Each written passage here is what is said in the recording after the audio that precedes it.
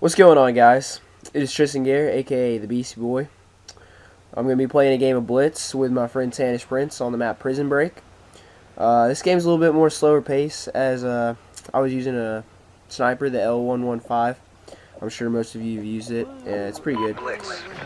My friend Tanish, he actually decided to rush the whole entire map, probably with an SMG. Ended up capping them 8 times, half of our team points. It was a pretty good game though. I enjoyed using a sniper, just having fun a little bit, slowing down the pace, as opposed to normally I'm rushing around and using an AR or something. My voice might sound a little bit funny. I'm kind of have a cold, but I wanted to keep my videos somewhat consistent. If I have gotten any views, I'm not entirely sure. I haven't really checked, but I do want to keep videos out for you guys. To keep it going, because I do want to build this up. But first topic I want to talk about is sniper rifles in Call of Duty Ghosts, and actually asked a couple of my friends what they think about it, to get some opinions, different points of views and stuff. And I gave them 3 options basically. I asked them if they thought it was just right in the game, overpowered, or if it wasn't powerful enough. So my friend Link DSP, he says they're about just right. And then my friend Tanish, which is the guy in the game, I asked him, and he says the snipers in the game aren't exactly consistent. And what he meant by that is, like, sometimes he gets like hit markers and sometimes he doesn't. And it's just really, he never knows. So he just said it wasn't consistent, and he just thinks it could be more consistent. And then my friend Kevin, Daddy O'Shea is what we call him. He thinks that one-shot kills with a sniper is completely he just doesn't like it. He thinks it's dumb and it makes no sense. But then my friend Michael replied to that. He says realistically with a sniper, you're still going to get one-shot kills in real life. And then Kevin came back with a response and said that it's a game, not real life, that he just thinks it's dumb. And so Michael says to make a compromise, he thinks that it should be with a silencer, like high chest area up should be 1 shot, and then below that it should be 2, which is kind of accurate. I mean, I think that you can definitely get one-shot kills in like the hip, stomach area for sure with a silencer attached to a sniper rifle. But that's just what I think. But yeah, that's just some of the views. I kind of agree with Tanish on this one. I think they're pretty inconsistent. I think that I get hit markers quite often, and maybe that's just my shot. I could be wrong about it. It could be my shot. Because I like to it's kind of like I don't know. It's not really a quick scope. It's kind of a drag scope. I don't know. It kind of mixes up, but maybe that's what it is, and maybe because it doesn't actually hit where your scope is showing up when you first, like if it's a quick shot. Maybe it's that. Maybe I'm hitting lower than what I think I am, and maybe that's why I'm getting hit markers.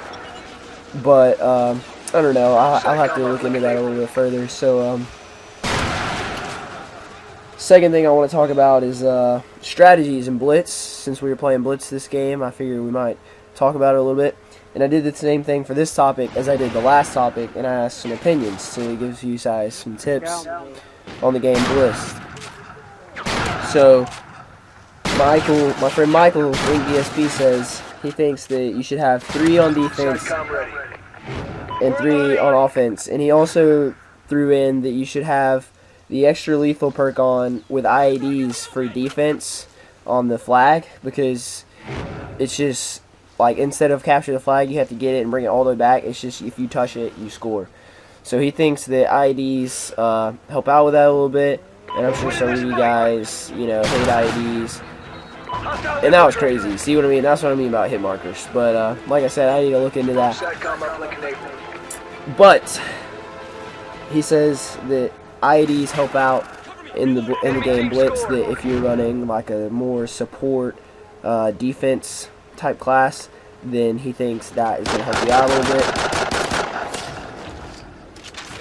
And then Tennis Prince, he says that you should play your style in a public game, and don't let randoms compromise your style, because that's just going to affect your game and make you do bad. He says that you need to talk with your teammates, and you need to get a good balance with your team to keep good map control. And you don't need to just have guys trying to capture with like ARs and no movement, you know, thinking they're going to just cap. You know, you need to talk to your teammates and keep good communication is what he thinks. And you need to change it up.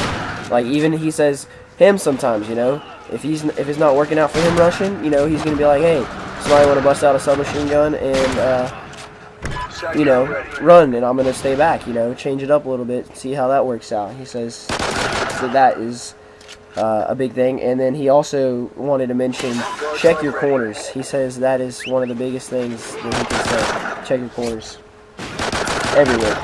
And then lastly, Kevin, also Daddy O'Shea is what we call him. He says you need a slayer. He says you really need someone that can pick up kills for your team. That is crucial. And he went a little further than that. And when you have a slayer, you know, a lot of times people are going to be focused in on him. And so he says you need to use that to your advantage using distraction and flanks. And also, he added in lastly, he added in lastly, explosives. He says a lot of people like to use explosives in this game type. Just be cautious of that and know that they're coming. And then lastly, I added in a couple things, different weapon types for different space maps and roles. You know, if you're playing defense, maybe an AR or a light machine gun is the way to go. And maybe a submachine gun is the way to go. You never know. But more than likely, if you're running, a submachine gun and an AR is going to be the way to go. Oh, and then also I wanted to add in sneak and map awareness, and awareness of the other team is important. So guys, if you enjoy watching me and my friends on some news, please come back for more. And if you want to help me out by leaving a like, rate, and subscribe, that'd be awesome. And if you have any constructive criticism, please leave it down in the comments below, as I will be reading them, trying to improve my videos for you guys. And like I said earlier, this has been Tristan Garrett, aka the BC Boy.